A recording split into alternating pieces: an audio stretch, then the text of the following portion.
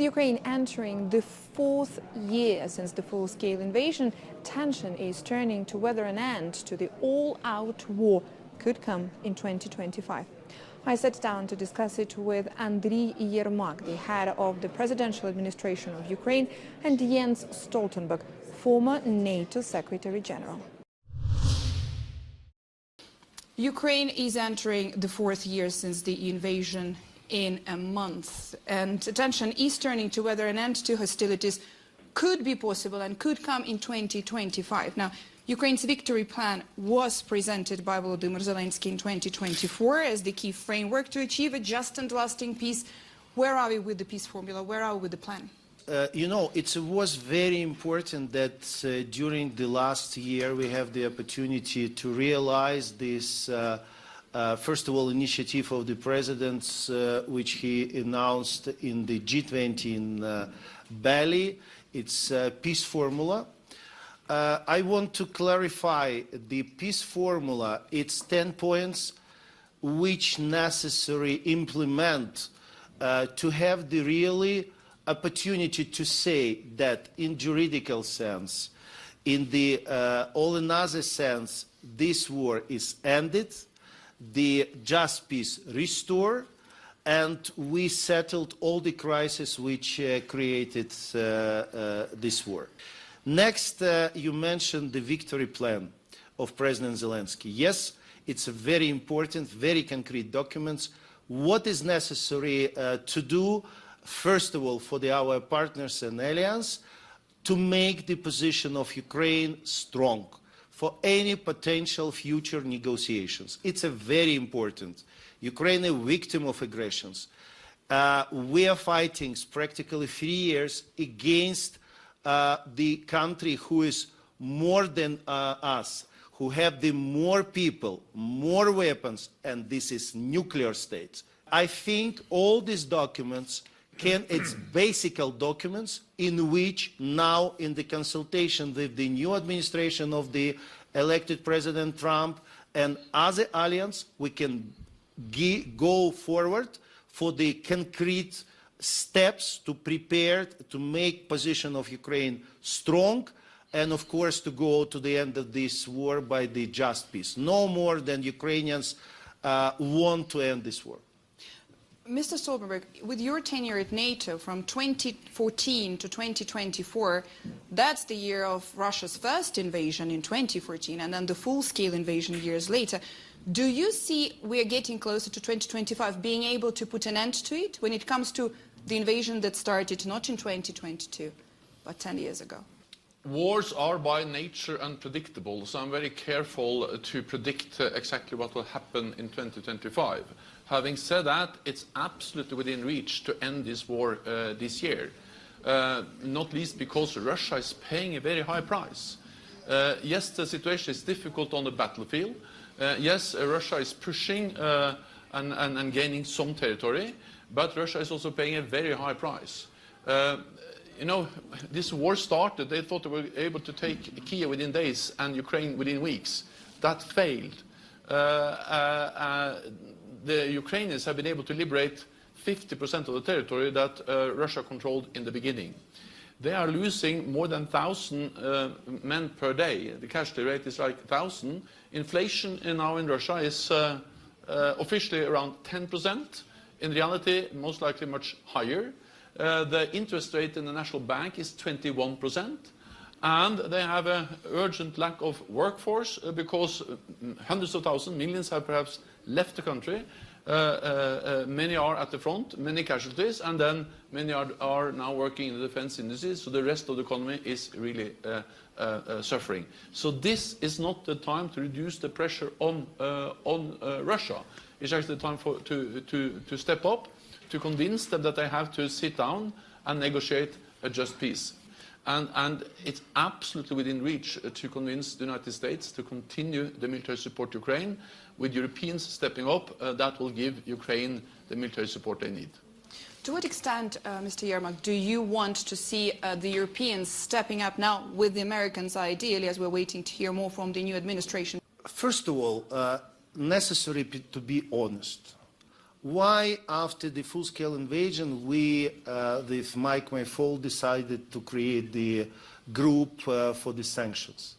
Because we saw in the beginning the sanctions which was issued look very good, but practically not work.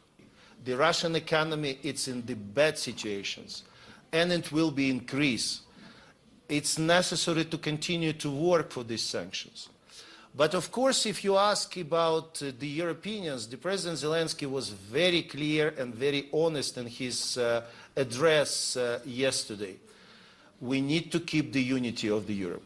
We absolutely need close cooperations and close unity between European countries and United States. And I hope that the meeting between President Zelensky and President Trump will take place as soon as possible. But there is, we've heard from Donald Trump during the campaign, so yes, it has to be looked at as some of the campaign narrative and campaign promises regarding that he would be able to finish the war in 24 hours, to put an end to it. Then that's the exchange we've heard about the first 100 days. Then we've heard about possibility of rather going into 6 months. The views that I've heard are about anything regarding 24 hours would be the worst case for Ukraine. So taking 100 days or 6 months is a better option for Ukraine. What do you think? How can the American administration step in there? Well, first of all, I think that we need to realize that everyone wants this war to end. The challenge is that the quickest way of ending a war is to lose a war. But that will not bring peace. That will bring occupation of Ukraine. So the challenge is to end the war in a way that Ukraine prevails as a sovereign, independent nation in Europe. That's the challenge. And I don't think we can change Putin's mind. I believe that Putin has as an ambition to control Ukraine, to put in a puppet government in Kiev. But I think we can change his calculus, that if the price he has to pay to achieve that goal is too high, measured in the number of forces lost on the battlefield every day, measured in the number of armored vehicles, military equipment lost on the battlefield, but also measured when it comes to the economic cost, inflation, overheating the economy, high interest rates. Then he may change his calculus and actually be willing and be forced to sit down and negotiate, agree a just peace for Ukraine. And the only way to get there, to change his calculus, is to provide weapons to Ukraine. Do you think we can force Russia to accept that rather than forcing Ukraine to accept something less favorable for Ukraine? Look, in this sense, the President Zelensky very clear. He never go for any compromise for the independent territorial integrity, sovereignty of Ukraine. And why we are talking always that Ukraine need to be strong in any position? Because honestly, we are fighting practically 3 years against country which is more times bigger, more people. This country not democracy. Look, Ukraine not ask anything more than described by international law and the treaties which all the country respect, just for 1%. And we can explain the arguments, everything which explain in the peace formula, in the victory plan, it's 100% based on the international law. What kind of security guarantees can we produce when it comes to somehow replacing or substituting the security guarantees which did not work during the Budapest Memorandum, but also with the impossibility of having the NATO security guarantees? Well, I strongly believe that a lasting peace in Ukraine depends on solid security guarantees. Because the first step towards peace is some kind of ceasefire. At least that's very often the first step. And then a line is agreed. The challenge is that we have seen agreed lines in Ukraine before. Mm-hmm. After the annexation of Crimea and Russia went into Eastern Donbass in 2014, we got the Minsk I. Mm-hmm. That was the ceasefire line. The problem was that Russia violated that just after a few months. And then, of course, I say sometimes we need something better than Budapest, but perhaps it will not be Bucharest, meaning that in Bucharest NATO promised NATO membership. In Budapest we had the Budapest Memorandum that was only some paper and didn't prove credible at all. I believe that the strongest and the best security guarantee is Article 5, meaning NATO membership. It has worked. It can work again. And of course, it's for NATO to decide how far Article 5 apply. So I strongly believe that one way of ending this war in a credible way, which is not Minsk III, is actually to give strong and credible security guarantees, and then the cleanest and the best way is NATO membership.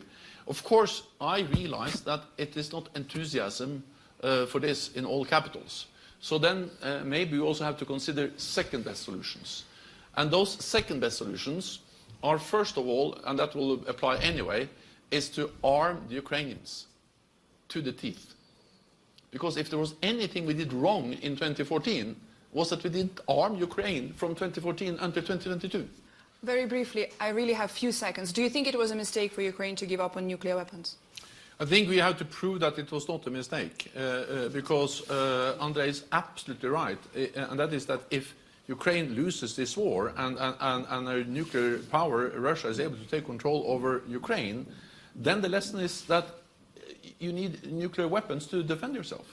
And it's wrong to give up nuclear weapons. So that just adds to the importance of us taking the responsibility to provide them with the weapons they need to defend themselves against a nuclear aggression. Jens Stoltenberg, Andriy Yermak, thank you very much. Wish we had more time, trust me. I have so many questions left on my side too. I'm sorry. Thank you very much. Thanks to the speakers for being here. Thank you. Thank you.